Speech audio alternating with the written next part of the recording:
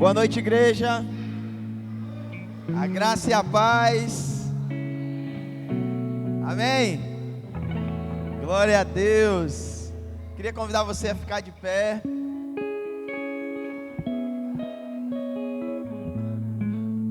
Amém. Queria que você, em pé, abrisse sua Bíblia, Salmos 27. Glórias a Ti, Senhor. Versículo 4.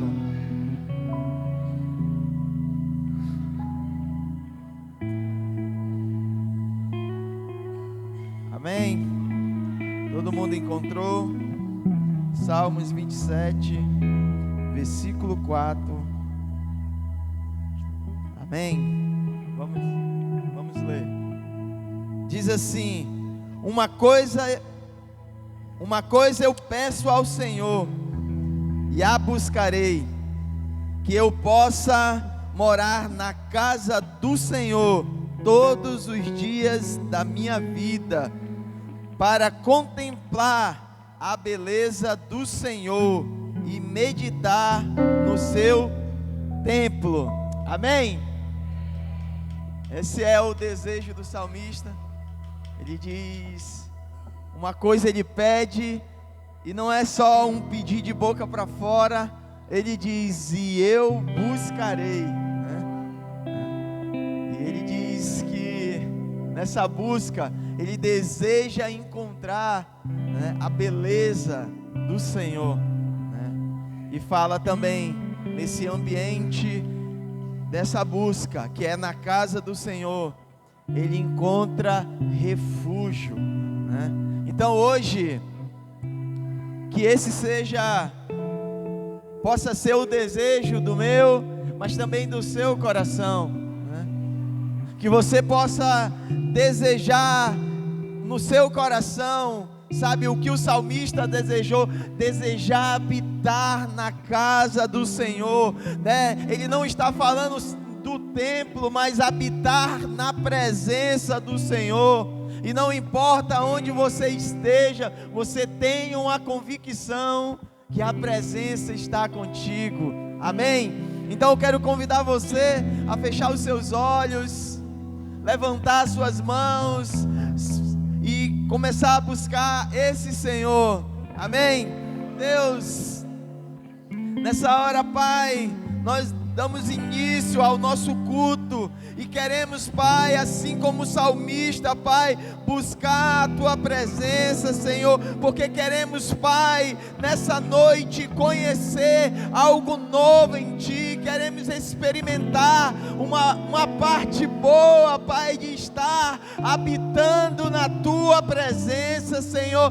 Deus, nós buscamos e queremos, Pai, desejamos de todo o coração permanecermos, Pai, na Tua presença todos os dias das nossas vidas, Pai, e queremos, Pai, encontrar refúgio, queremos encontrar alívio, Pai. Nós queremos nessa noite oferecer a nossa adoração a Ti, uma adoração limpa, uma adoração verdadeira, que possa alcançar, Pai, o Teu coração, e que nessa busca em Te conhecer, e que nessa busca em permanecer, possamos sair desse lugar seguro, tranquilo, com a nossa alma leve. Essa é a nossa oração nessa noite, Pai, em nome de Jesus.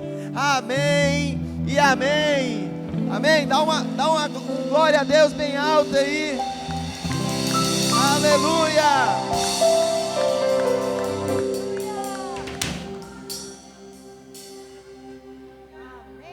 Glórias a Deus. Como é bom estarmos aqui no templo, que a gente também chama de casa do Senhor, sabendo que o nosso coração também é essa casa que o Senhor habita. Mas aqui é onde nós nos reunimos, e depois dessa oração, onde nós colocamos a nossa atenção ao Senhor, o nosso foco nele, vamos adorá-lo com toda a alegria do nosso coração. Como o Salmo diz, né? Ele faz um convite às pessoas estarem na presença do Senhor, juntas, no mesmo lugar, reunidas para celebrá-lo.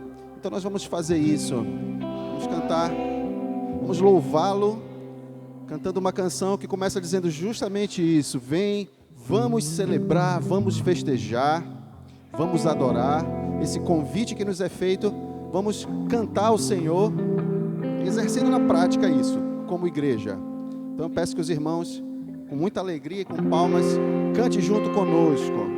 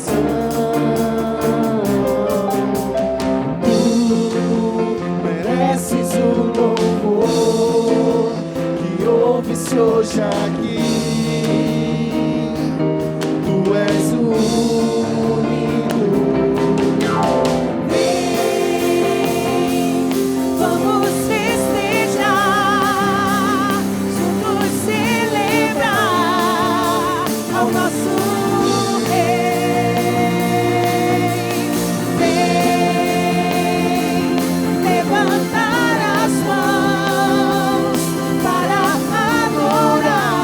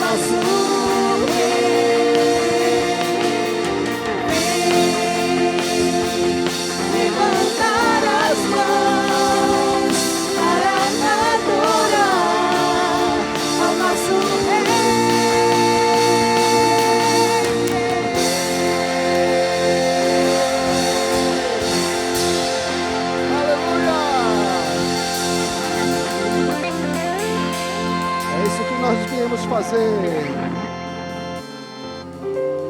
Adorar o Rei, adorar o nosso Rei, o único que é digno de adoração. Nós estamos aqui, Senhor, com o coração jubiloso, porque nós te amamos e sabemos que o Senhor nos ama, porque o Senhor nos amou primeiro.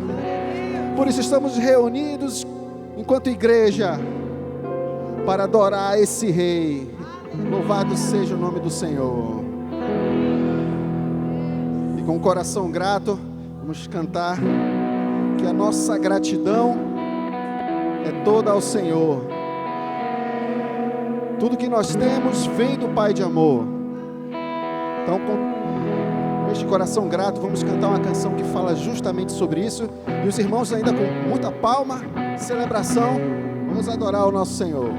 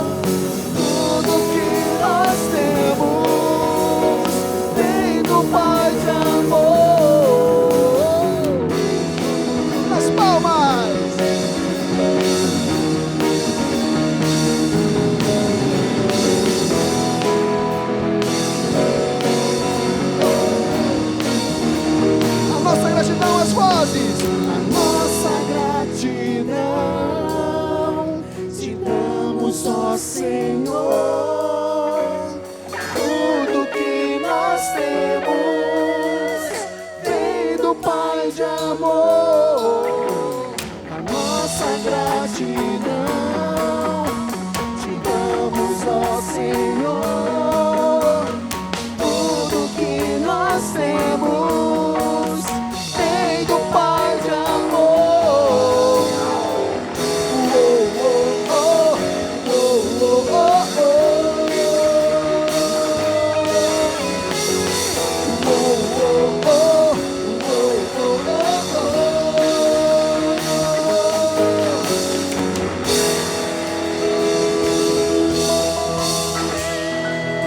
palmas ao Senhor. Somos gratos pelo seu infinito amor. Nossa gratidão pertence a Ele, porque é Ele quem nos deu tudo que nós temos, e tudo que nós somos pertence a Ele. Então somos gratos a Ele. Nossa vida é dele. Por isso nós louvamos e adoramos ao nosso Senhor. Glória seja dada a Jesus. Aleluia.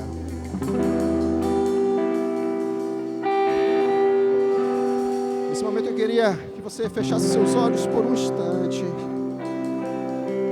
E como falamos, agradecesse ao Senhor. Você pode falar, expressar com a sua voz palavras de gratidão ao Senhor, pelo amor que Ele tem dado a você, pelo livramento, pelas respostas das suas orações.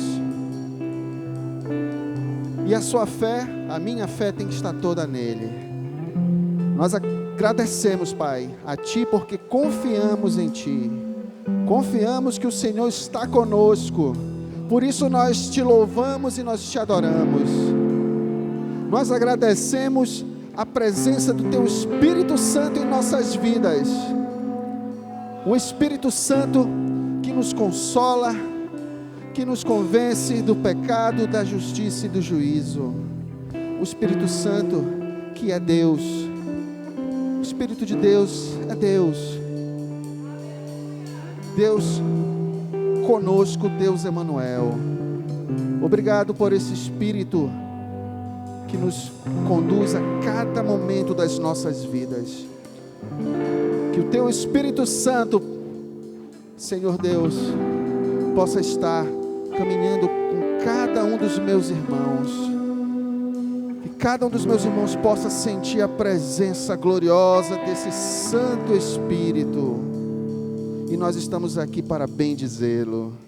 Louvado seja o nome do Senhor. Aleluia.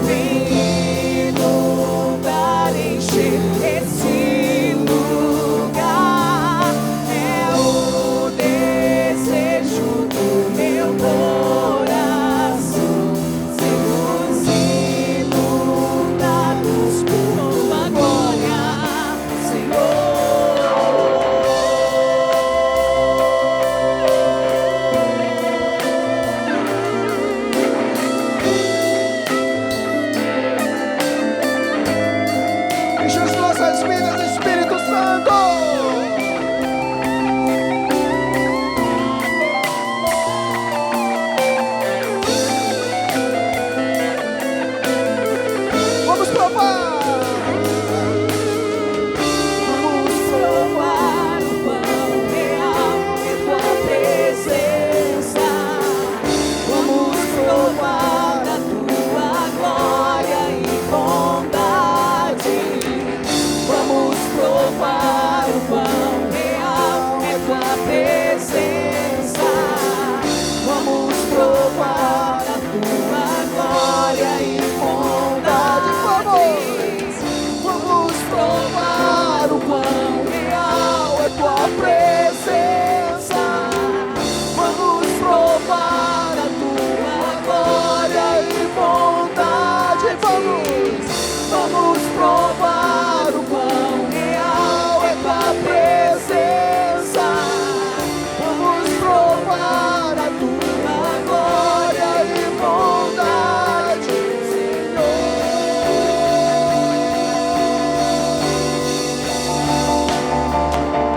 Santo Espírito, és bem-vindo aqui. Bem-vindo a encher esse lugar. É o desejo do meu coração, sermos inundados por tua glória, Senhor. Santo Espírito, és bem-vindo aqui. Bem-vindo a encher esse lugar. É o desejo do meu coração, sermos inundados por tua glória, Senhor.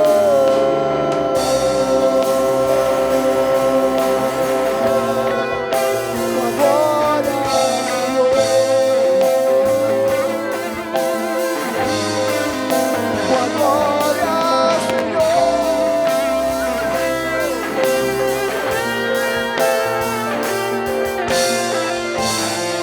Essa é a presença gloriosa do nosso Deus. Não há nada, essas vozes. Não há nada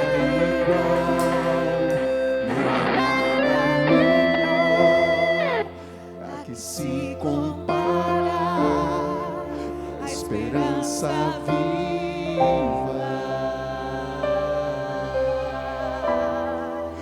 Tua presença.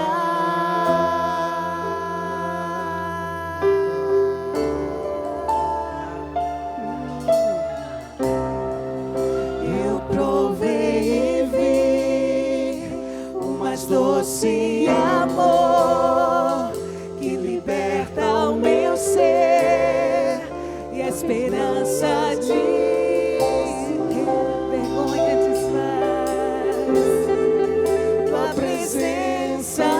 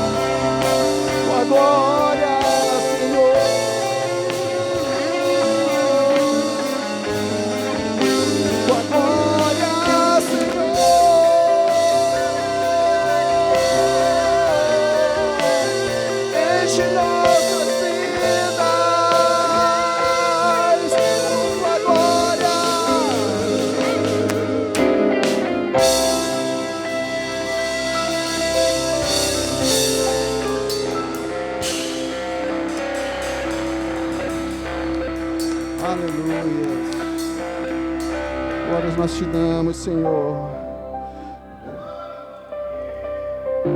Obrigado por esse Espírito Consolador, que é presente em nossas vidas, que nós não venhamos a colocar obstáculos para a atuação do Teu Espírito em nós. Precisamos do Teu Espírito, Senhor, para combater os ataques do inimigo, para combater as nossas tentações, para combater a nossa natureza pecaminosa, que busca incessantemente pelas paixões desse mundo. Mas nós queremos que o Senhor, com o Teu Santo Espírito, transborde em nossas vidas, que este odre possa estar vazio de vinho velho e cheio de vinho novo, que venha transbordar, que o Teu Espírito possa encher-nos a cada momento.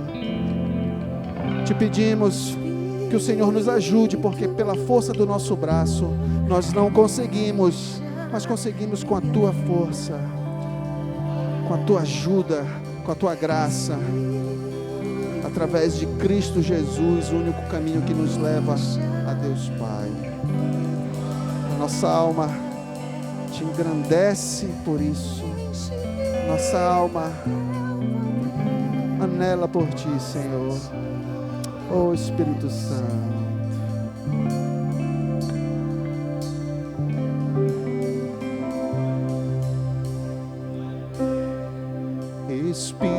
Espírito,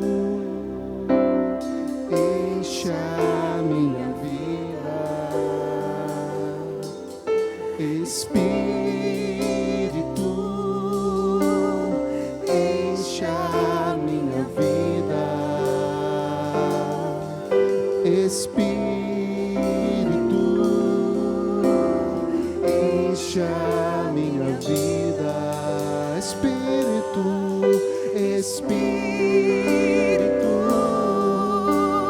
enche a minha vida. Enche-me com Teu poder, pois de Ti eu quero ser. Espírito, enche o meu ser. Enche-me Enche-me com Teu poder,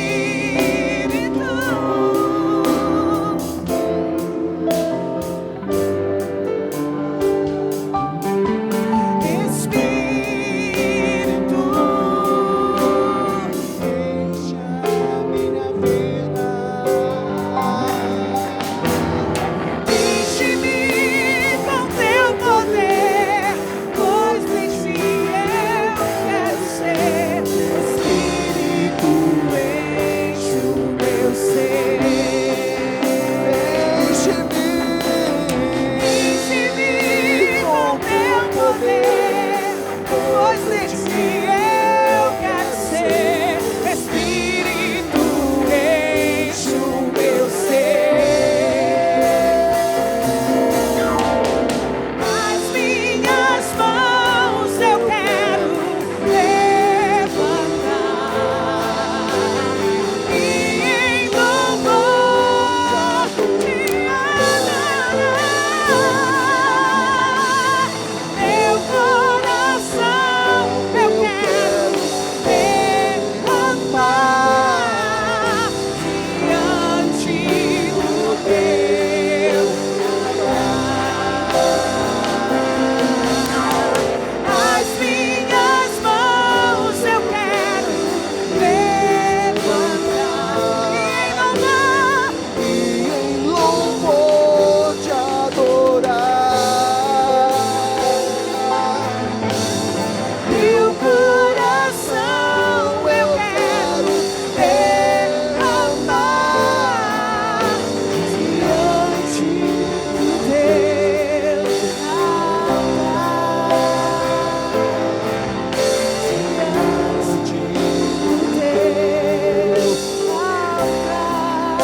Diante do teu altar. Diante do teu altar.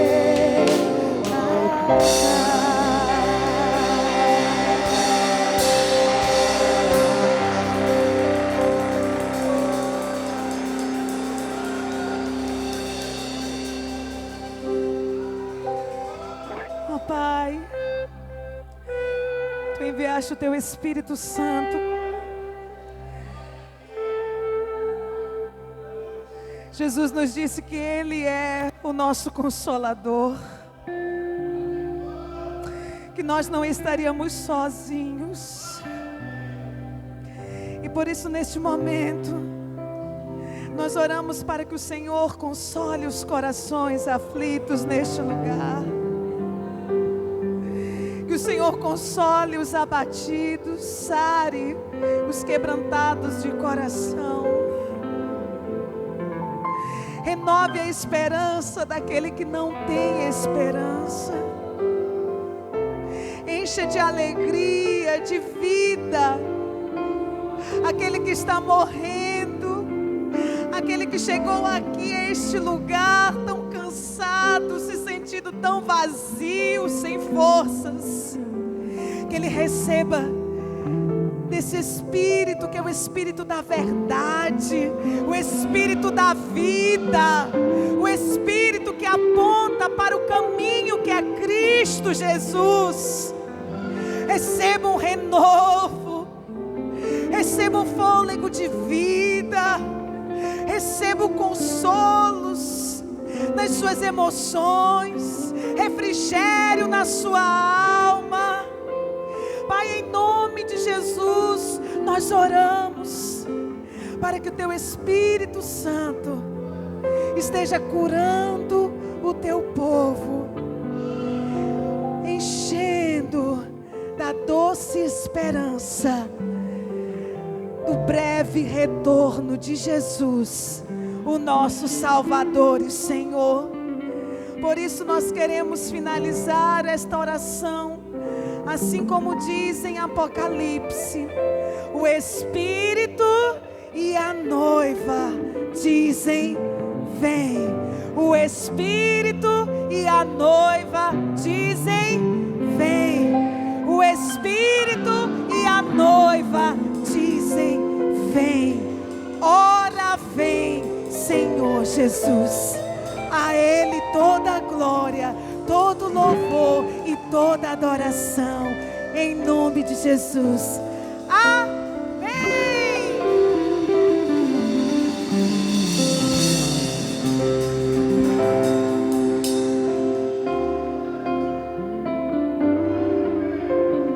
Aleluia.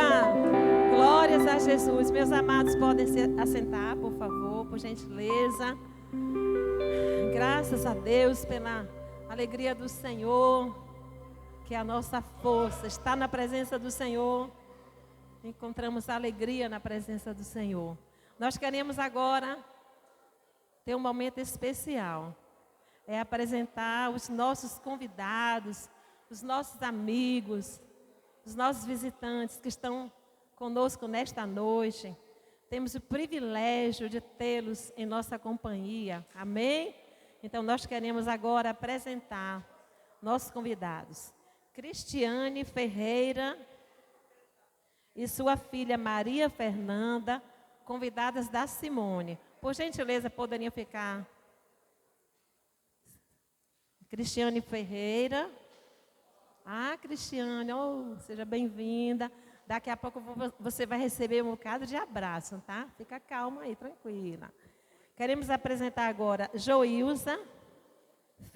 Joilza? É Joilza, né?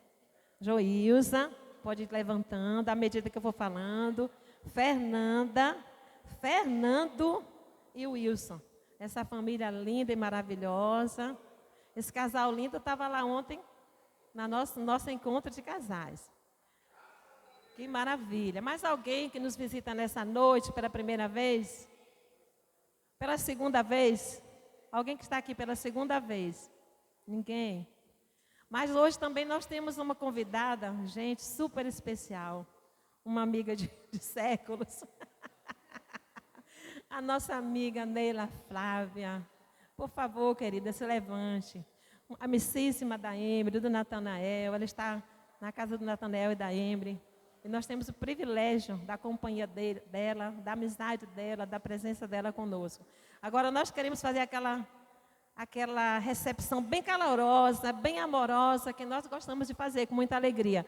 Vou contar até 3, tá bom? Na hora que eu contar até 3, vocês vão receber tanto abraço, gente. Vamos lá. 1, 2, 3 e já! Abraços, abraços dos nossos convidados. Abraços, agora. Agora são os abraços calorosos, abraços de amor, que vocês se sintam bem no nosso meio, que retornem novamente, sintam bem agraciados aqui no nosso meio. Aleluia! Aqui é lugar de comunhão, lugar de alegria. Vocês podem agora. Vamos agora aplaudir. Vamos aplaudir agora todos que estão aqui, os nossos visitantes, aplaudir. Amém! Glória a Deus! Aleluia! Os amados podem ficar sentados, que continuem à vontade nesse lugar, que a palavra do Senhor encontre lugar em nosso coração nessa noite. Ei, Paulo Sérgio, estou feliz também com a sua presença, e Miriam, glória a Deus, viu? A gente sempre está orando por vocês, viu? São amados aqui do nosso coração. Nós queremos agora, amados, dizer quais são as nossas atividades da igreja. Nós temos aqui uma igreja dinâmica, de um povo que está unido, colaborando para o crescimento do reino, colaborando para a unidade, para a comunhão.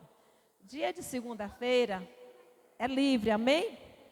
É dia de você estar com a sua família, desfrutando, né, daquele aconchego do lar. Maravilhoso, né?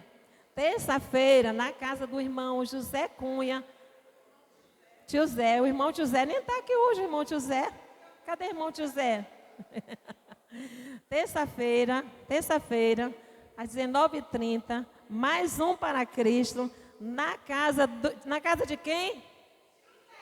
Bora aí, pessoal, na casa do tio Zé e rapaz, tio Zé e tia Andréia. Quarta-feira, às 19h30. Quarta-feira, tá? Lembrando que quarta-feira. Peraí, gente, desculpa. Eu já estava lendo aqui o negócio, ó. Quarta-feira é culto aqui na igreja. Às 19h30, culto de oração, tá? Mas é porque eu atrapalhei, viu, irmão Devaí? Mas a família lá do tio Zé, com a tia André, quarta-feira tem que estar tudo aqui, não é isso? Terça-feira, lá na casa do tio Zé. Aí todo mundo que reúne terça-feira na casa do tio Zé, vem quarta-feira para cá. Tá ligado, irmão Devaí? Ei, irmão Devaí tem que trazer os convidados também. Quarta-feira. Tá ligado, igreja? Amém, né? Quinta-feira, nós temos aqui umas tochas acesas, são umas guerreiras de oração. São as mulheres que elas deixam tudo e vêm para cá para orar. Estão orando. E eu disse, mulheres, vocês têm que começar a chegar aqui no altar do Senhor e dar e contar os testemunhos das maravilhas que o Senhor tem feito nas quintas-feiras. Né, irmã Denilson? Não é? Nós temos milagres acontecendo aqui. As irmãs estão orando, não é porque haja em nós algum mérito, não é porque nós sejamos especiais, é porque o Senhor está atendendo e ouvindo a oração que é feita nesse lugar. E nós temos tido milagres aqui. Eu digo, irmãs, tem que contar lá na frente esses milagres, tá? Sexta-feira, na casa, na residência dos pastores Marcelo, que é aquele ali simpático, alegre,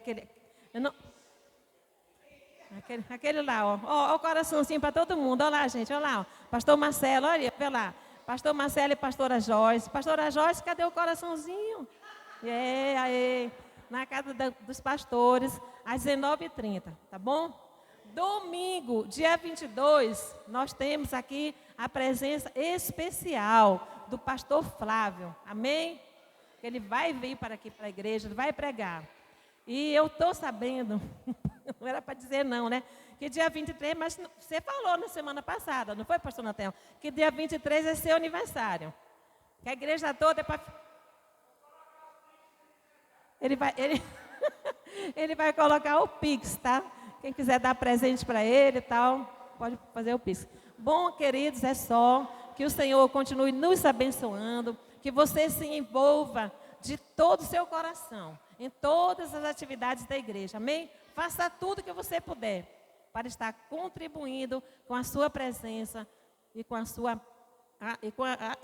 vida nesse trabalho, amém? Quem está feliz, dá glória a Deus. Até você, filho. Está do lado da tia Neila, amém. Está feliz porque comeu o bombom todinho da tia. Gente, por favor, cunhado, abra aí. Coloque aí para gente em Provérbios, capítulo 11. Provérbios 11, né? Não vou falar em capítulo. Provérbios 11. Versículo 24 e 25. Está na Bíblia, irmãos. Provérbios 11, 24. Vamos todos juntos prestar atenção nessa leitura rapidamente. A quem dá liberalmente, ainda se lhe acrescenta mais e mais.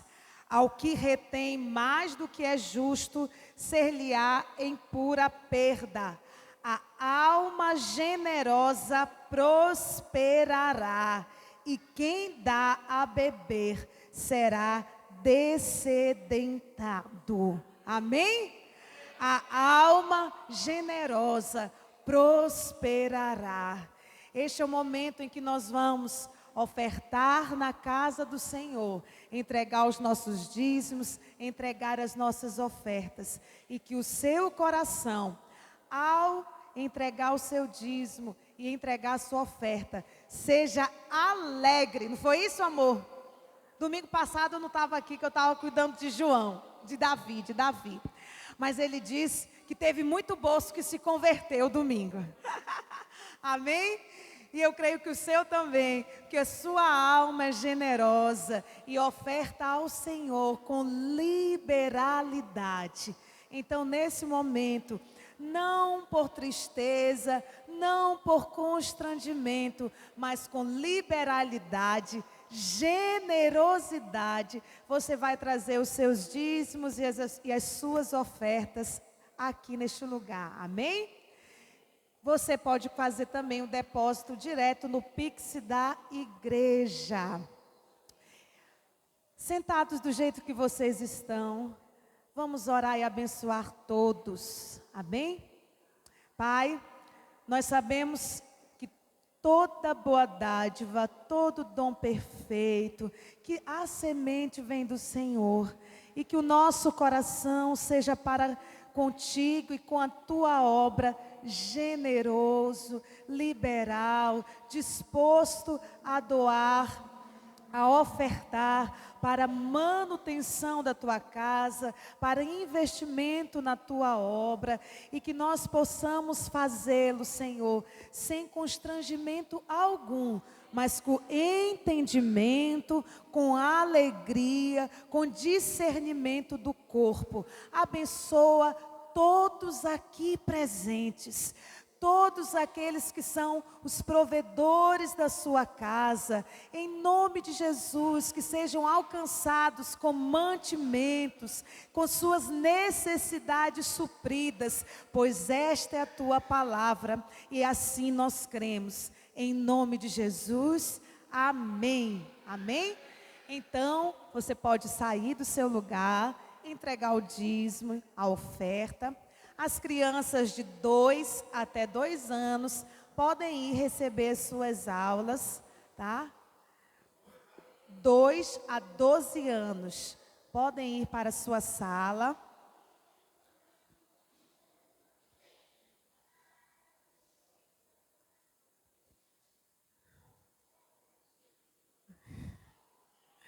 Se você tiver que beber água, este é o momento apropriado, que logo após, pode deixar aí, pode deixar aí no chão. Logo após os dízimos e as ofertas, nós já estaremos ouvindo a palavra. Se você precisar beber água e ir ao banheiro, aproveite esse intervalo. Amém. Todos bem acomodados. Você, meu amor, quer vir? Então pode vir. Eu queria aqui, acho que ela já entrou, eu queria agradecer a Rebeca. Rebeca hoje foi a recepcionista da porta lateral. Glória a Deus pela vida da Rebeca. Joana hoje foi a seguradora. Como é que fala que segura não é o gasofilácio, porque aqui não tem gasofilácio, é a bacia. Glória a Deus por essas crianças, esses adolescentes. Amém?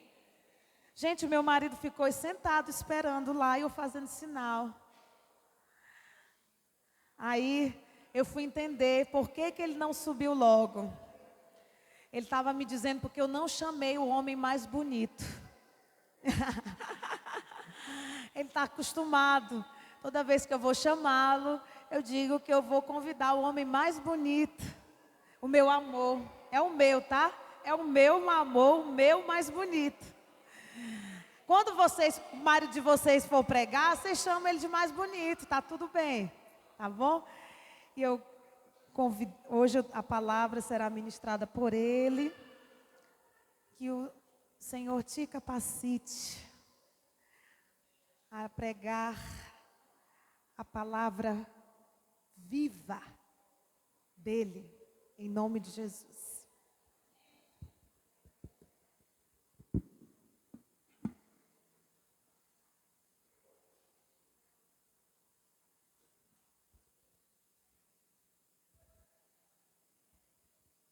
Amém, glória a Deus. A Emily perguntou ainda há pouco quem estava feliz, e eu vi que quem estava mais feliz, que deu um brado de alegria, foram os que estavam no encontro de casais que nós tivemos ontem lá na chácara. Eu ouvi ali um brado de alegria ali do lado do pastor Marcelo, da pastora Joyce, tão forte. Obrigado, amor, obrigado, Zé. Mas foi maravilhoso, irmãos. Lá teve um óleo, não era da unção não, mas fez milagre. Não fez milagre não? Glória a Deus, glória a Deus. Foi maravilhoso o momento que tivemos ontem no encontro de casais, muito edificante. E dá vontade de continuar aqui aquela palavra, mas nem todo mundo aqui é casado, né? Tem gente que ainda vai casar, então não é para cá. Amém, irmãos? Eu gostaria também de dizer para minha esposa que se me chamar de Natanael, eu nem respondo. Lá, se ela não me se for a voz dela, pastor Marcelo, e não chamar de amor, pode gritar, pode estar até morrendo, porque eu não olho não. Tem que falar, amor, me socorre, amor, assim. Se não chamar, eu não venho, né, amor? Olha aí, viu? É treinada minha esposa, graças a Deus. Meus queridos, abram vossas Bíblias em Romanos, capítulo 1. Romanos, capítulo 1. Deixa aí aberta, nós vamos já ler mas eu gostaria de fazer uma saudação aqui à minha amiga Neila. Eu sei que ela já foi apresentada, irmãos, mas vocês não sabem a história da Neila. Neila, nós nos conhecemos em 2014, quando, na ocasião, eu me matriculei no seminário, ela também, e nós fizemos e nos formamos juntos, né, Neila? No Seminário Teológico Betel Brasileiro em Parauapebas. Então, de lá para cá, nós desenvolvemos uma amizade, irmãos. E ela convidou um dia para ir comer uma galinha com piqui na casa dela. Aí ela já tomou minha esposa também, já virou amiga dela, e essa galinha rendeu. E nós estamos aqui hoje, graças a Deus por sua vida. É muito bom tê-la aqui, porque a gente volta, né, no tempo. E aí nós tivemos vários amigos, amizades, alguns ficaram pelo caminho, uns poucos, como você, permanece até hoje. Que bom tê-la aqui, querida. E ela dizia assim, olha, a última vez que eu te vi pregar foi na aula de ministração prática lá que nós tivemos no seminário do pastor Saulo. Eu nem lembrava disso, Neila, mas eu também te via, foi essa última vez, viu? Mas foi um tempo maravilhoso, né? Amém, irmãos? Diz assim a palavra do Senhor. Nós vamos ler o versículo, obrigado, 1 e 2, e depois nós vamos ler o 16 e o 17. Diz assim a palavra do Senhor. Paulo, servo de Jesus Cristo, chamado para ser apóstolo, separado para o evangelho de Deus, o qual foi por Deus, outrora, prometido por intermédio dos seus santos profetas nas sagradas escrituras. Versículo 16. Todos acharam? Diz assim: pois não me envergonho do evangelho, porque é o poder de Deus para a salvação de todo aquele que crê, primeiro do judeu e também do grego, visto que a justiça de Deus se revela no evangelho, de fé em fé, como está escrito, o justo viverá por fé. Amém? Aleluia. Aí mesmo sentado, curve sua cabeça e ore comigo. Senhor, nosso Deus Pai, Deus Todo-Poderoso, autor da vida, Criador de todas as coisas, nós cremos que a Tua palavra é a verdade e ela é poderosa para transformar pelo Teu Espírito nossas vidas. E nós queremos Te pedir, fala conosco através da Tua palavra, em nome de Jesus. Amém.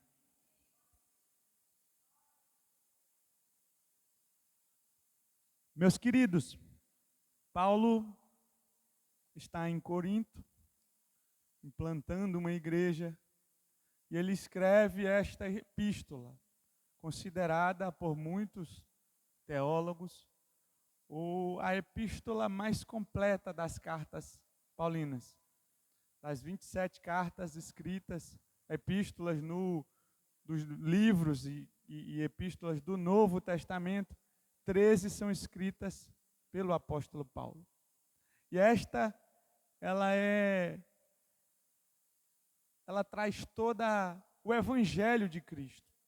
Eu já falei aqui quando, na ocasião, tivemos a oportunidade de pregar acerca de uma vida prática, quando nós pregamos Romanos, capítulo 12, em que Paulo traz a teologia, ele traz o conhecimento teórico acerca da doutrina de Cristo, da redenção, da graça, e ele vai do capítulo 1 até o 11, mostrando de forma teórica o plano da redenção de Deus. E ele, a partir do versículo 12, do capítulo 12, ele diz: todo esse conhecimento precisa ser praticado. Não adianta eu conhecer, eu saber, se eu não vivo.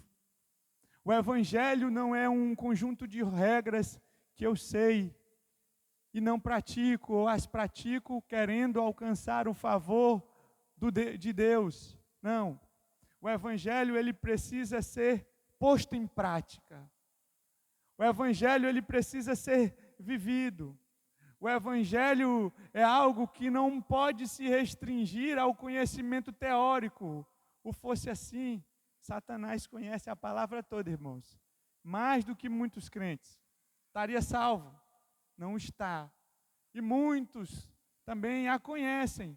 Mas se esta palavra aqui, no plano intelectual, é conhecida, sabemos, podemos, de certa maneira, até acreditar que o Jesus histórico existiu, mas ela não é colocada em prática na nossa vida, é vão, é inútil, não serve para nada em nós. E Paulo então começa a carta aos Romanos fazendo uma introdução, por isso eu quis ler o versículo 1. Ele diz aqui que Paulo, servo de Jesus Cristo. Irmãos, isso é muito interessante nos dias de hoje, porque eu precisava de trazer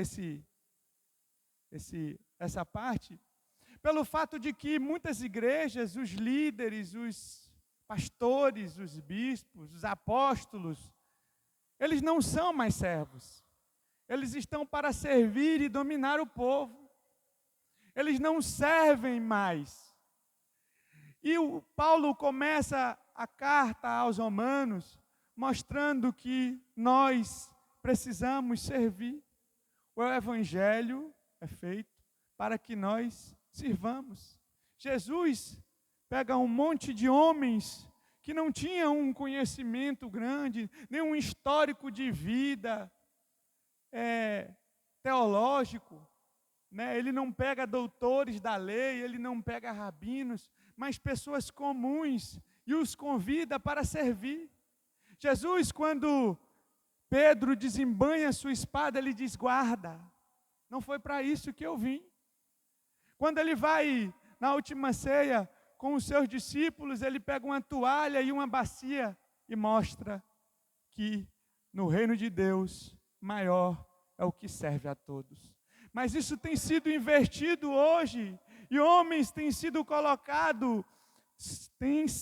colocado em pedestais, têm sido colocados em posições superiores, como sendo autoridades muitas vezes acima até da palavra, e controlam o povo não segundo o que a palavra diz, mas segundo as suas vontades, dominam, oprimem, controlam, dizem que para você escolher com quem namorar, isso aí tinha muito lá na visão do G12, mas ainda é atual em algumas igrejas, né? Tinha que pedir permissão para o líder, para mudar de emprego, sabe? Tanta coisa, você tinha que tudo ir lá. E aí não é uma questão de aconselhamento, era realmente de domínio.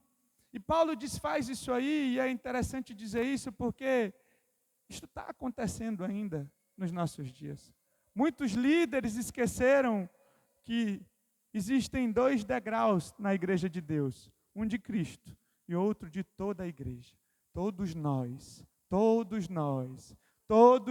somos servos de Cristo Jesus, porque Ele deixou o exemplo. Mas dito isso, na introdução deste grande apóstolo do Senhor, que fundou igrejas em várias cidades, que proclamou o evangelho em locais que ainda não havia chegado para os gentios, o povo que não era judeu, e ele se coloca como servo. Isso serve para nós, irmãos, para você e para mim.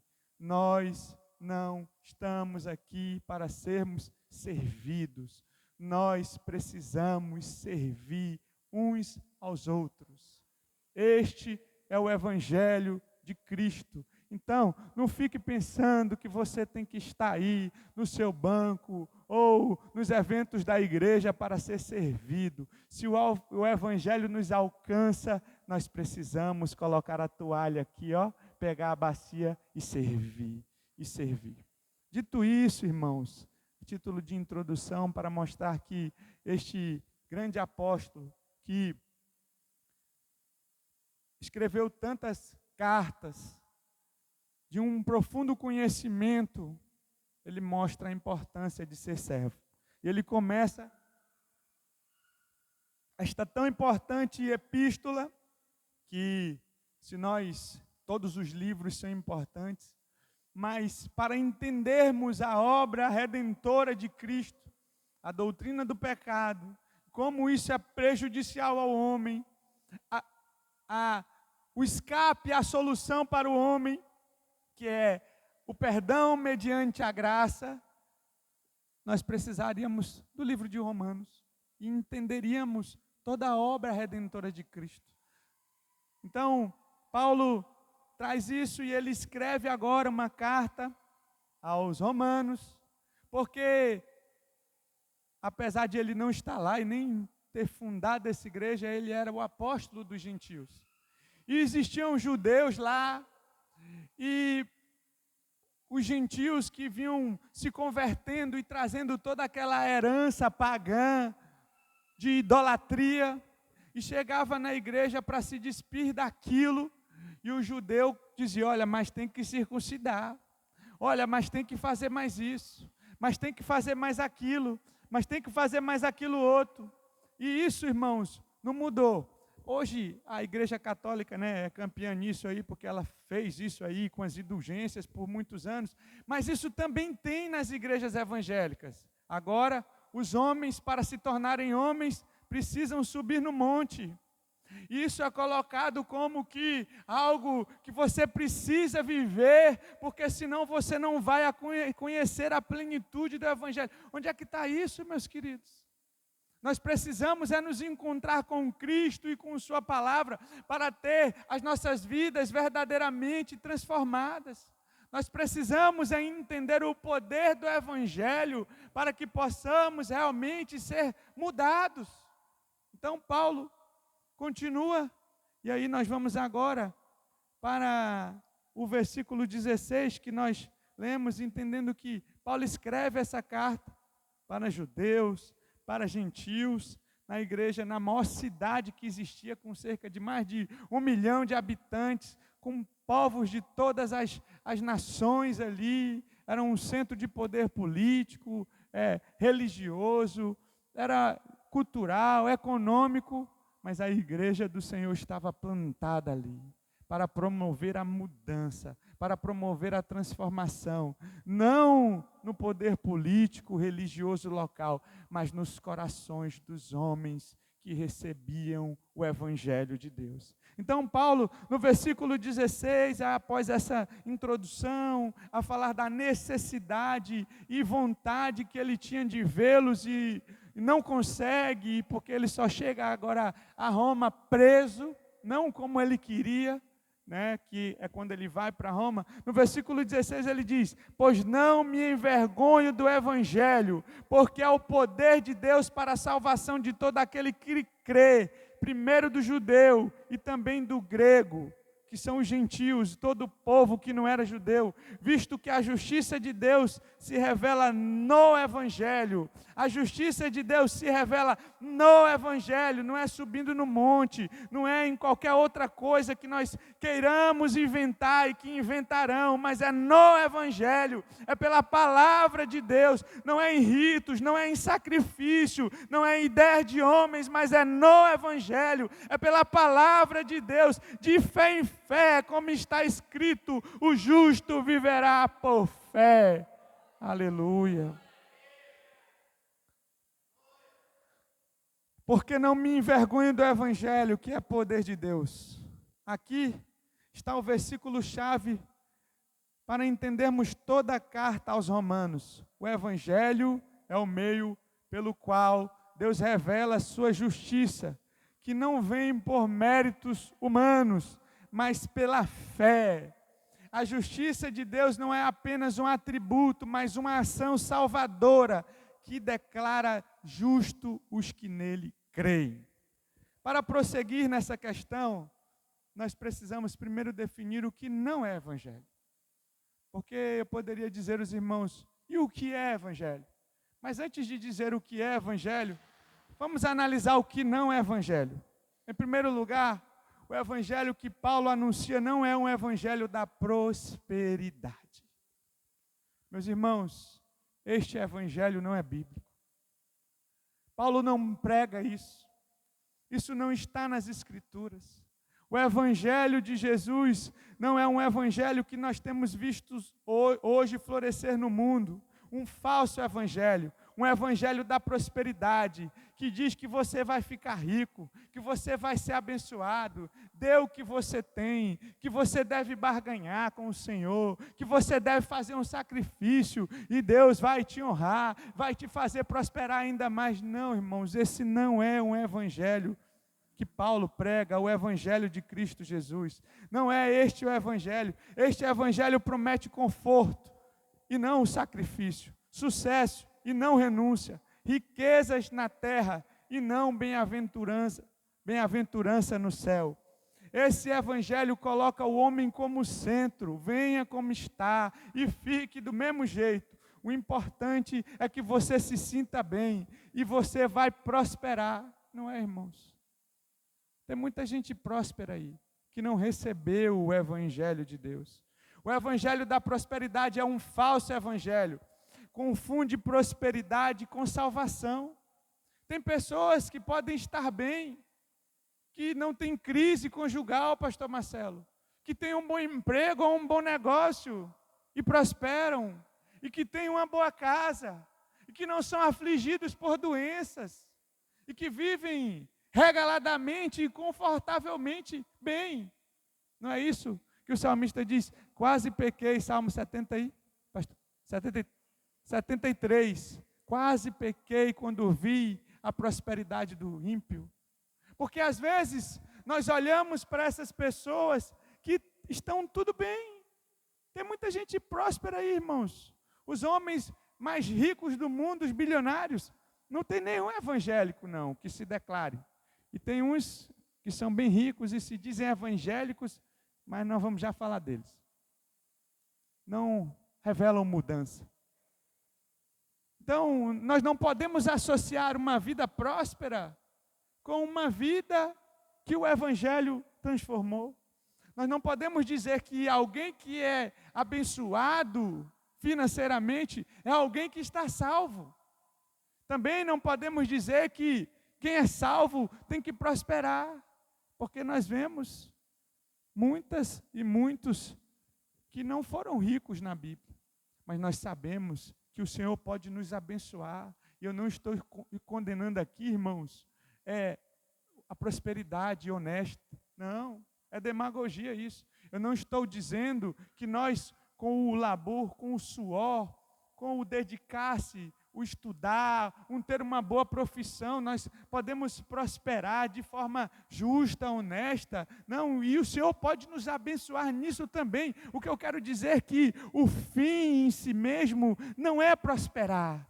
O que eu quero dizer é que nós podemos passar uma vida aqui, rica, cheia de bens, confortável, como aquele exemplo que eu disse, e não irmos para o céu. E nós podemos passar uma vida de perrengue, de lutas, de dificuldades, não tendo aqueles bens que outros tiveram, e irmos para o céu, mas a eternidade, nós estaremos com Cristo. Nós não podemos vender ou anunciar um evangelho em que todos irão prosperar. Não, isso não é verdade. Não é verdade. E prosperidade aqui também, nós podemos ser prósperos, não no sentido que nós entendemos da palavra que prosperidade é ter muito dinheiro, mas é não passar necessidade. Nunca viu o justo, nem a sua descendência a mendigar o pão. O Senhor promete cuidar dos seus filhos, e Ele diz, olha os lírios do campo, não semeiam, mas nem Salomão, com toda a sua glória, se vestiu como nenhum deles. Olha as aves do céu, elas não plantam, não guardam em celeiros, mas Deus os dá o alimento. E Deus mostra para nós que nós temos mais valor. Agora estão colocando que o cachorro vale mais que a gente, que se bater num cachorro, não é para bater animais, mas eu tenho um cachorrinho lá em casa. Não é para bater no cachorro, não é maltratar, sair matando, não. Mas um cachorro não vale mais que uma pessoa. E também não está no pé de igualdade. Jesus mesmo diz isso. Então, nós temos mais valor diante de Deus. Então, se as aves do céu não passam fome, nós também não passaremos. Mas nós não devemos buscar ao Senhor para prosperar, irmão. Quer prosperar? Trabalha. Tá? Jovem ainda, estuda. Faz uma boa faculdade, né? Procura um bom emprego, peça a ajuda do Senhor para trabalhar honestamente, para não cair em ciladas, para não cair no laço do enriquecimento fácil. Trabalhe, peça a bênção do Senhor sobre o seu negócio, ore pelo o seu emprego, para que o seu emprego prospere e você possa prosperar junto. Seja justo e o Senhor irá te honrar. Mas não busca enriquecer com o evangelho, não. Em segundo lugar, o evangelho que Paulo anuncia não está centralizado em milagres e prodígios. Irmãos, tem pastor aí, pregadores, que só pregam milagres. Basta ligar a televisão, eu não vou falar o nome R.R. Soares, mas só tem milagre. Você não vê confrontar o pecado. Você não vê o evangelho sendo anunciado para uma mudança de vida. Você não vê ele dizer, ou você não ouve e vê porque está assistindo, né? Vai, não peques mais. Você não vê o arrepender-se, o mudar a rota, o mudar a direção. Então, o evangelho em que só fala de sinais, de prodígios, não é o evangelho de Deus.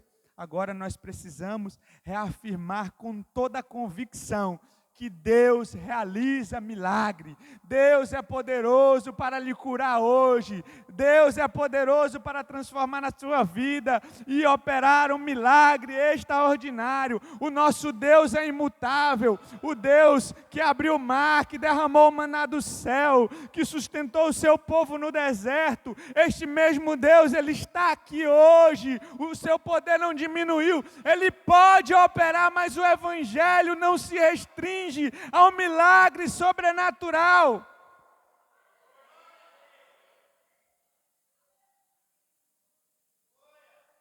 Nós podemos ser curados, irmãos, e não sermos salvos.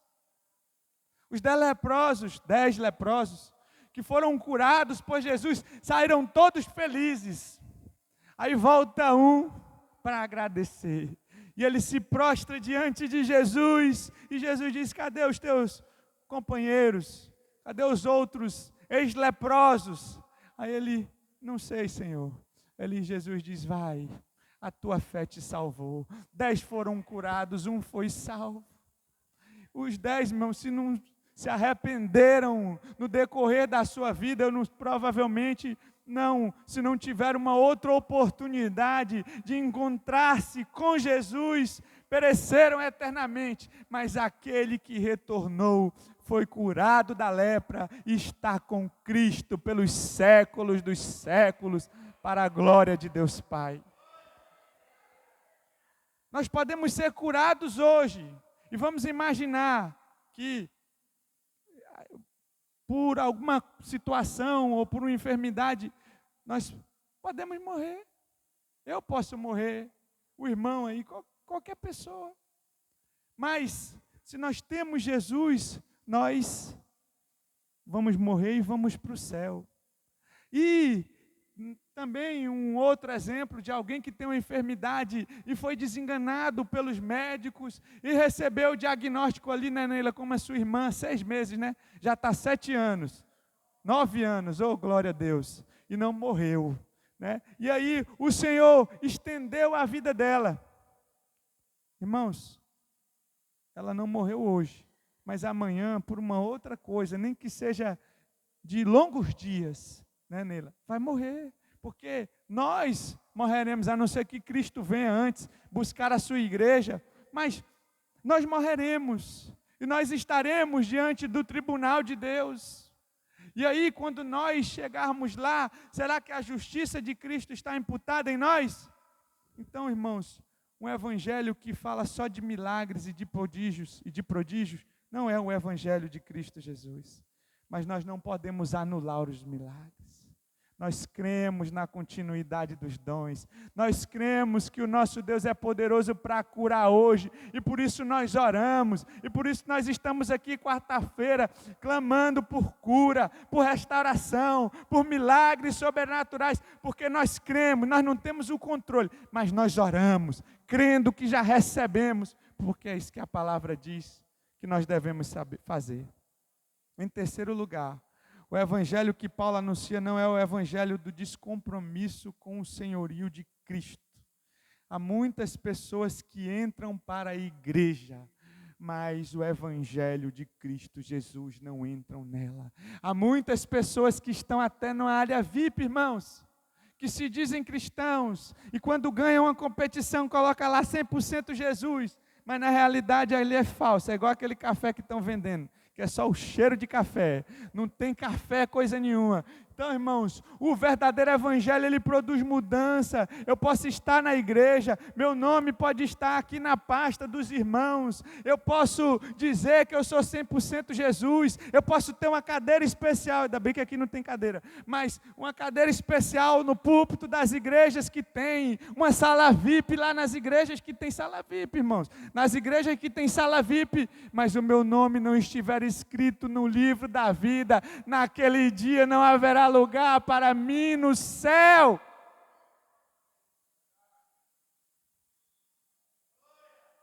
Tem muitas pessoas que acreditam em Jesus, sabem que Ele é o Salvador, fazem parte da igreja, mas não receberam o Evangelho. Não receberam o Evangelho. Conhecem tudo, mas não receberam o Evangelho. Para prosseguir nessa questão, precisamos definir melhor o que é o Evangelho. Em primeiro lugar, o Evangelho que Paulo anuncia não é o... Voltei para a mesma folha aqui, irmãos. Espera aí.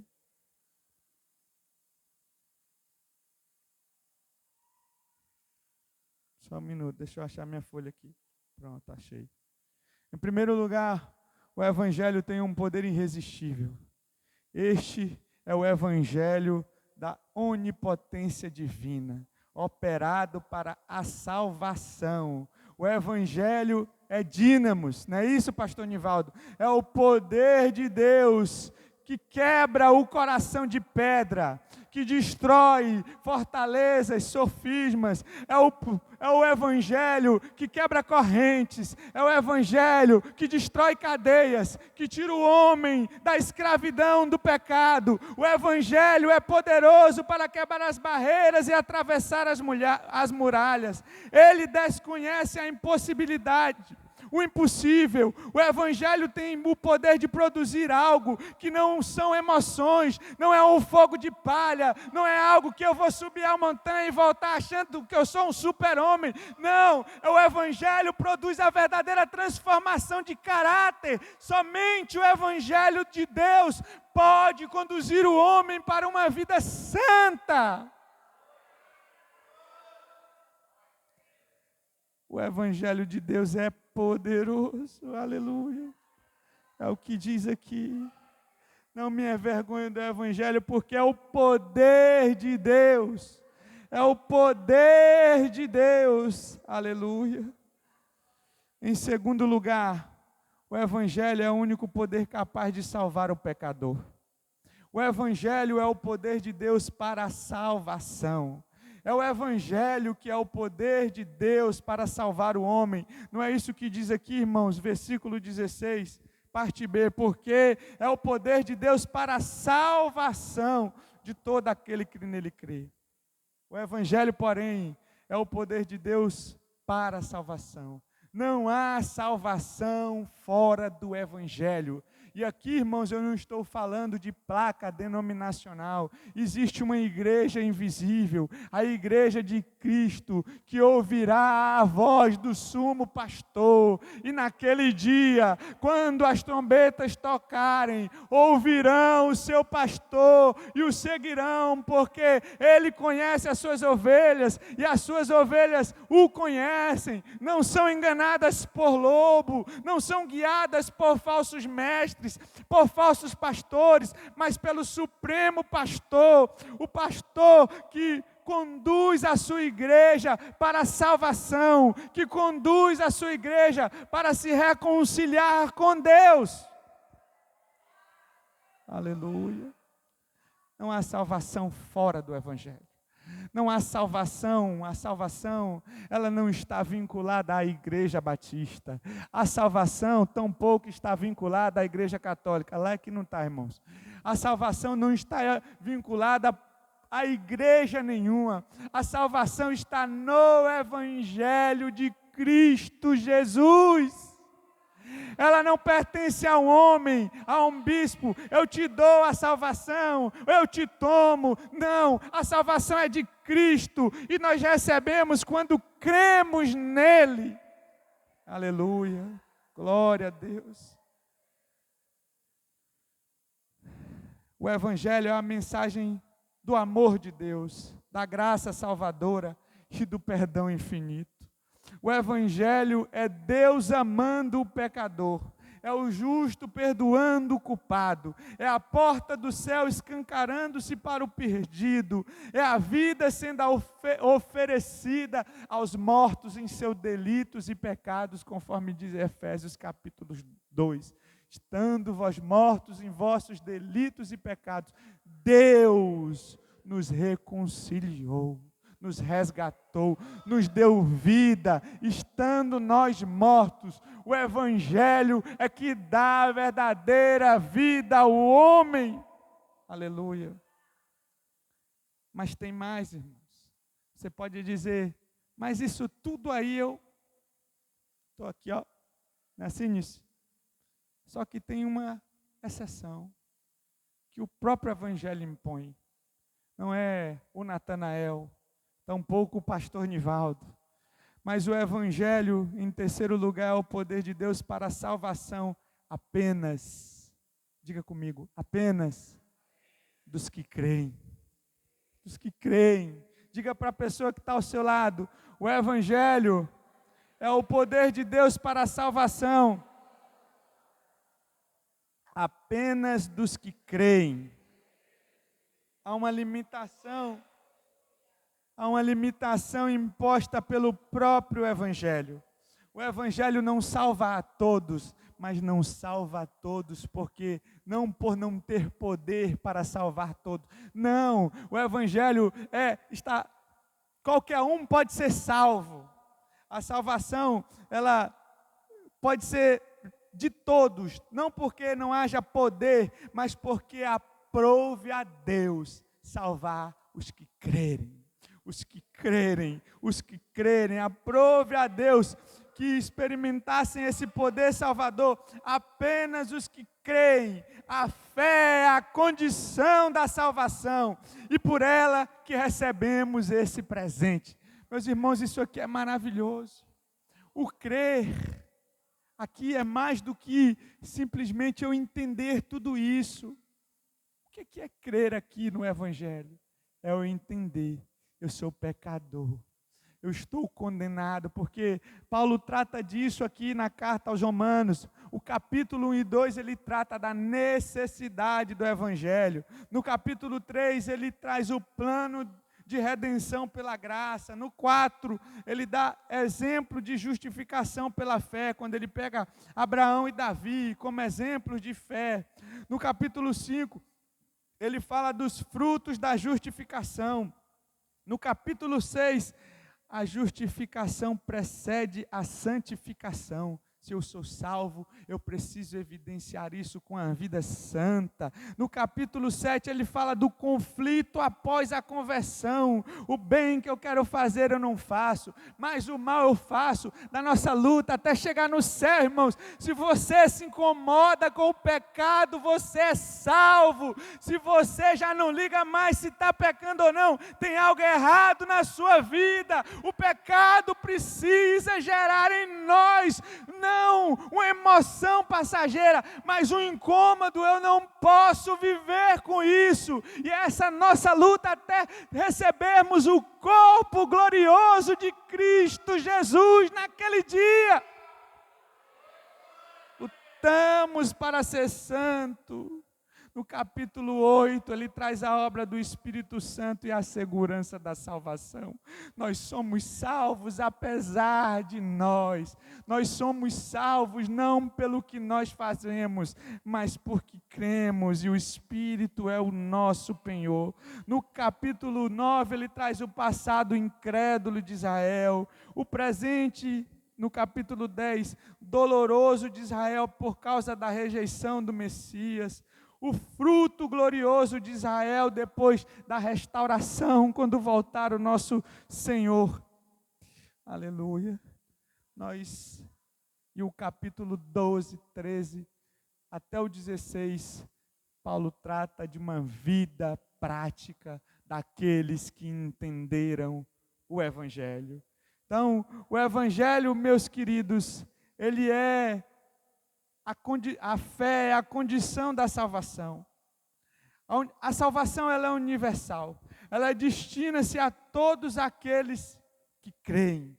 Destina-se tanto a judeu quanto ao grego. É o que Paulo está dizendo aqui. O Senhor não faz acepção. Ele divide o mundo em dois aqui. O judeu, aquele povo que recebeu o Messias, o povo da aliança, aquele que recebeu primeiro a mensagem salvadora, mas ele mostra que esta salvação não se restringe aos judeus, ela também é exportada para todos os povos. Ele mostra na sua carta que o mesmo caminho para o judeu chegar ao céu é o mesmo caminho para nós gentios chegarmos ao céu. É crendo em Cristo Jesus, que da mesma maneira que os gentios vivem uma vida de pecado e o judeu tem uma vida moral por causa das leis e dos princípios que eles viviam melhor que os gentios, todos igualmente pecaram, pereceram e precisavam do perdão de Deus.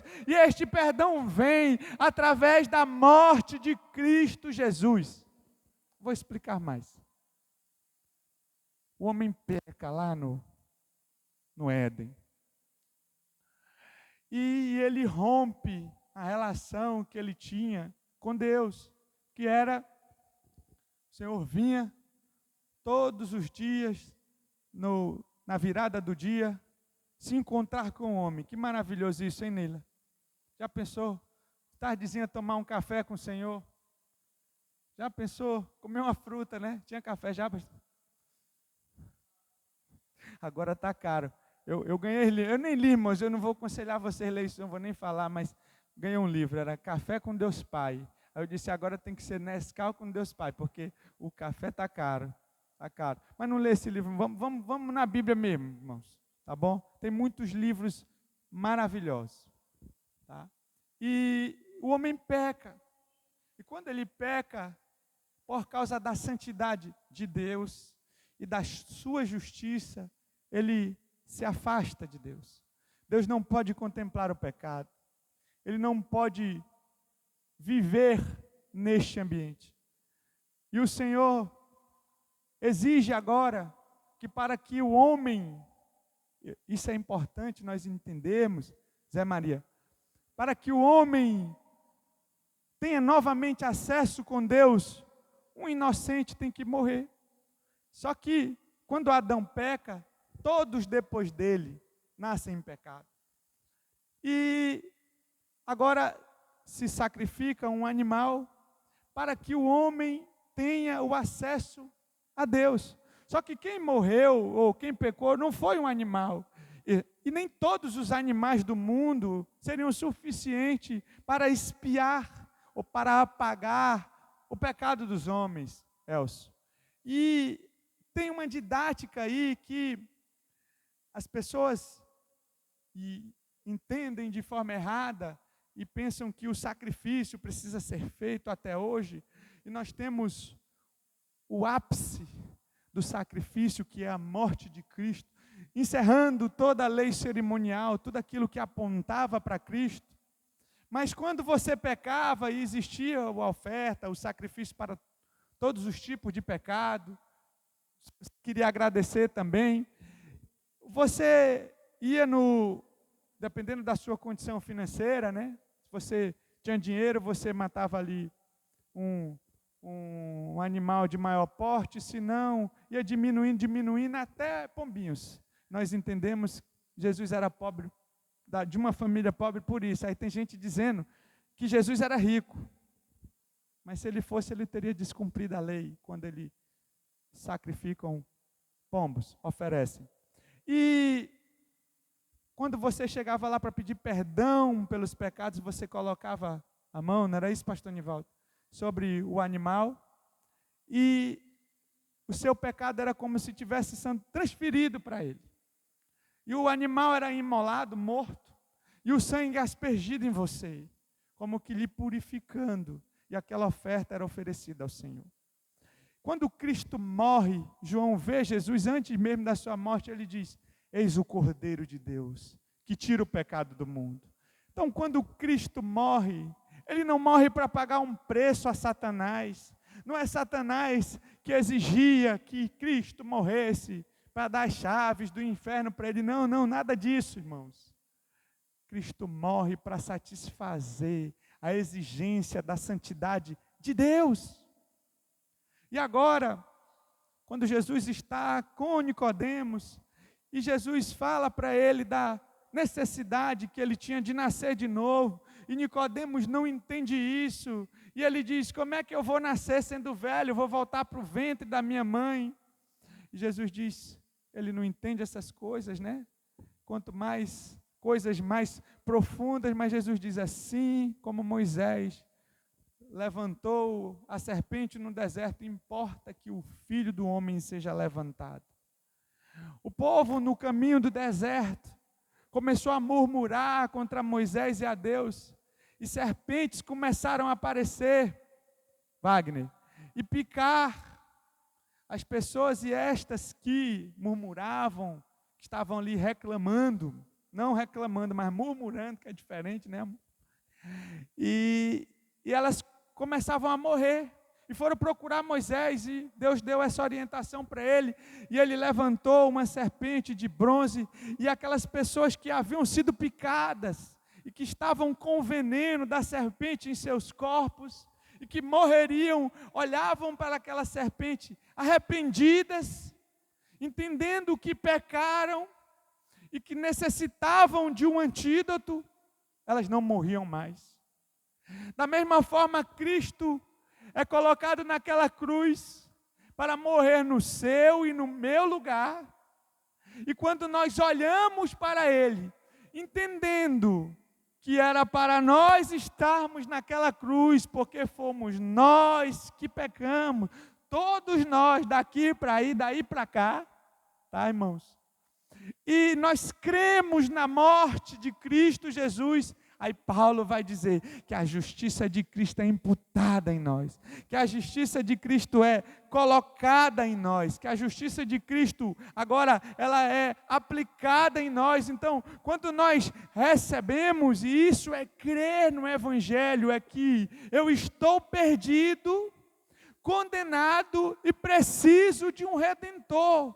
Há um veneno no meu corpo que mais cedo ou mais tarde ele irá me matar, e a única forma de eu ser salvo não é pagando promessa, não é dando o meu dinheiro para comprar a salvação, não é barganhando com o Senhor. Não há dinheiro no mundo que possa comprar isso. O Senhor é o Deus do ouro e da prata. Ele não barganha com ninguém. O seu dinheiro, nem o do maior bilionário, pode comprar a salvação. Mas quando nós cremos em Jesus, esta é a condição do Evangelho. Quando nós cremos, esse Evangelho é colocado em nós. E o pecador é declarado justo. Ele não se torna justo. Nós vivemos uma vida de santificação. Nossos pecados são perdoados. Nós temos agora a justiça de Cristo imputada em nós, colocada em nós. E agora, quando o Pai, Deus olhar para nós, Ele vai ver a obra do seu Filho, Cristo Jesus, naquela cruz. Este é o Evangelho de Romanos. Cristo morrendo em nosso lugar, não para prosperarmos financeiramente, não para que tenhamos um milagre passageiro, mas para nos reconciliar com Deus pelos séculos dos séculos. Isso é maravilhoso, isso é algo tão grande, que se nós olhássemos para essa obra inalcançável, e muitas doenças, enfermidades, até mesmo dinheiro que muitos correm atrás, pode ser conseguido com nossos próprios méritos, ou através de uma consulta, exame, um tratamento, e nós entendêssemos que a salvação jamais pode ser alcançada por algo que eu possa fazer, eu me contentaria com a enfermidade, com a falta de dinheiro, com o milagre que não vem da forma que eu quero, porque eu tenho o maior milagre, que é a salvação. Eu não reclamaria porque o ímpio prospera, porque se ele prospera ou não prospera, eu sou salvo. Se ele está bem de saúde, eu não estou, eu sou salvo. Eu não estarei salvo, eu sou salvo. A salvação é presente, irmãos. Ela será consumada, os nossos corpos glorificados, mas eu não serei. Eu sou salvo, porque a obra de Cristo na cruz é completa, ela é suficiente, ela é eficiente. E aqueles que creem neste Evangelho são salvos. São salvos.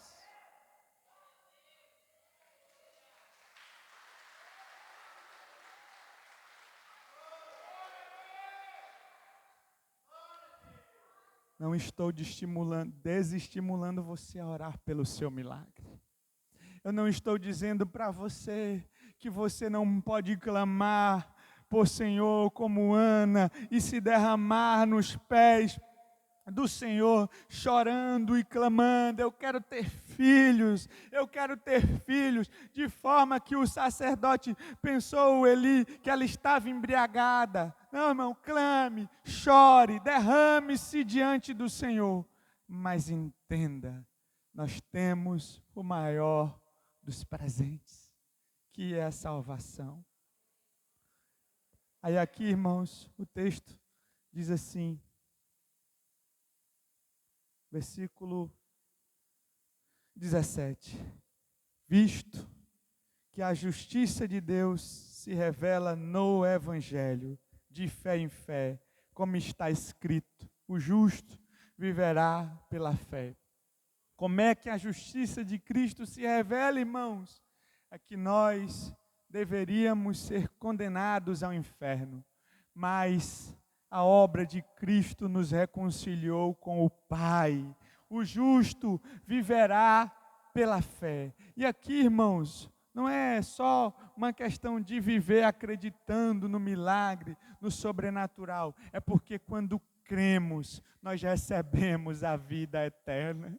Quando cremos, nós recebemos a vida eterna. Esta é a vida que o Senhor promete. Essa é a água da vida que o Senhor falou para a mulher samaritana. Se beberes dessa água, jamais terás sede, porque ela é inesgotável. Eu sou o pão da vida, não é este pão passageiro, mas se comerdes deste pão, jamais terá fome. Esta é a salvação do nosso Deus, meus queridos. Aleluia. Se coloque de pé. Diga para a pessoa que está do seu lado: o justo aqui, irmãos, rapidinho, não é o que pratica a justiça, é o que é justificado. Justificado é o que é declarado justo. Aquele que é declarado justo porque creu neste Evangelho, viverá pela fé, viverá por fé. Aleluia. Diga para a pessoa agora que está do seu lado: o justo viverá por fé. Aleluias. Glória a Deus. Curve sua cabeça. Ore comigo.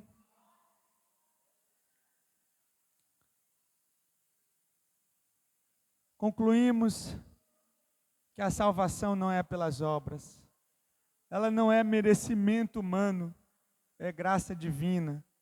Não é alcançada como um prêmio, mas é recebida como um presente. Não é o que fazemos para Deus, mas é o que Ele fez por nós. A fé é o braço estendido de um rei para alguém que não tem outra esperança. É um presente do Deus Todo-Poderoso. Precisamos crer nisso, irmãos, e permitir que este Evangelho, que é o único poderoso para transformar vidas, relacionamentos, casamentos, história, futuro, entre nós. Mude o nosso lar, mude a nossa casa, mude o nosso trabalho, mude o nosso presente, mas mais que isso, nos dê a garantia da vida eterna. Que o Senhor nos ajude para viver conforme a sua palavra, entendendo o Evangelho de Deus e quão grande obra o Senhor fez por nós.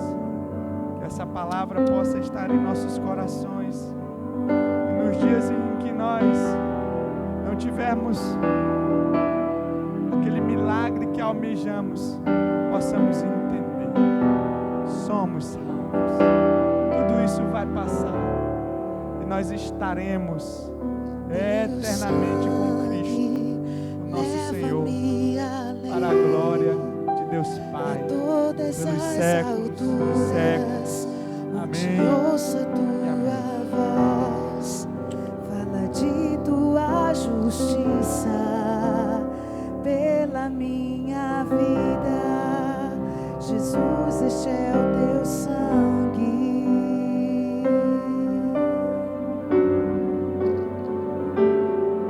Tua cruz mostra tua graça, fala do amor do Pai que prepara para nós um caminho para Ele, onde eu posso me achegar somente pelo sangue.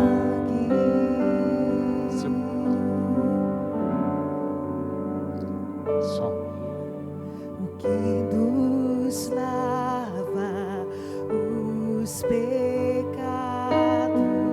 o que nos traz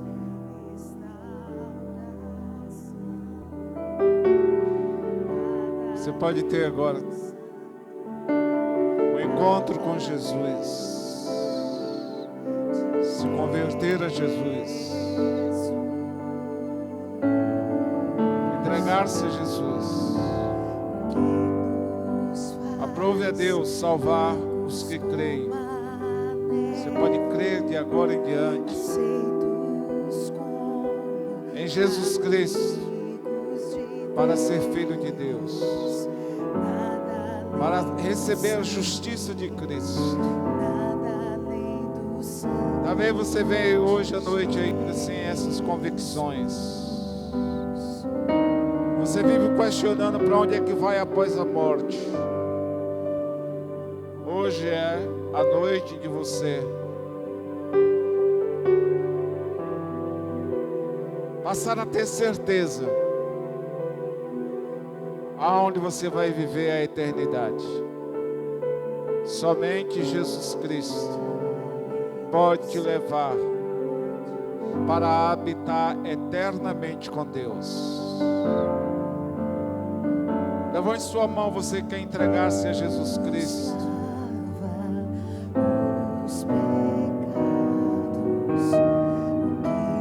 Enquanto a música está sendo cantada e tocada,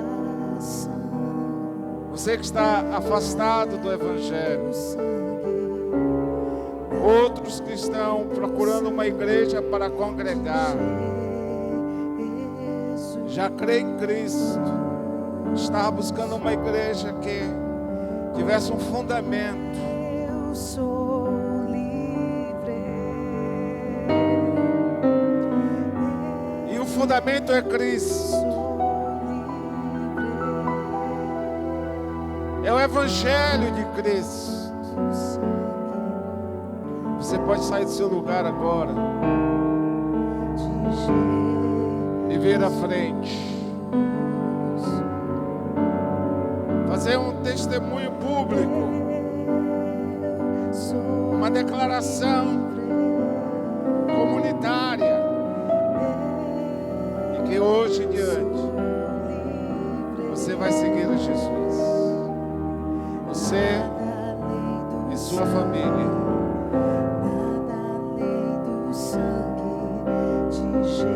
Sai do seu lugar agora.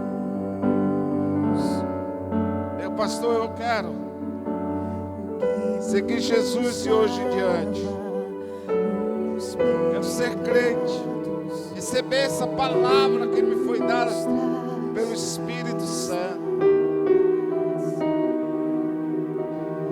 Venha à frente neste momento. Todos de olhos fechados. Venha Jesus agora. Ninguém vai ficar achando feio, pelo contrário, nós vamos regozijar, nós vamos nos alegrar.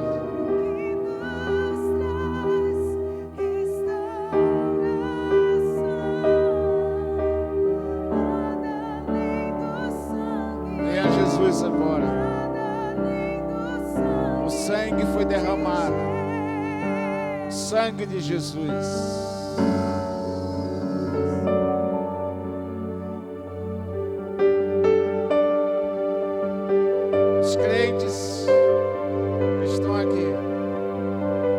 Fortalecidos e fundamentados na palavra.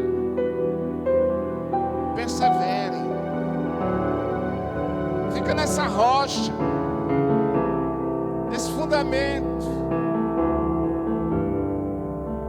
Segue a Cristo. Tem experiências profundas.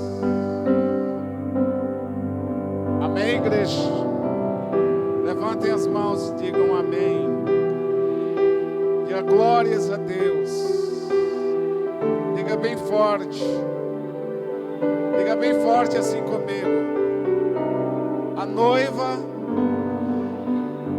e o Espírito Santo dizem: ora vem, Senhor Jesus. Quantos esperam a volta de Jesus aqui? Dê um aplauso bem forte. Mais forte aí. Aleluias. Sente-se agora um minuto só. Irmãos, eu queria desafiá-los a que viessem, a que fossem terça-feira na casa do tio Zé, juntamente com o presbítero Adevair, quarta-feira na igreja, quinta-feira com a pastora Vera, as mulheres, sexta-feira lá no Mais Um para Cristo, com o pastor Marcelo, a pastora Joyce, domingo, aqui na igreja. Eu gostaria que todos viessem, e nós não fiquemos aqui, queridos,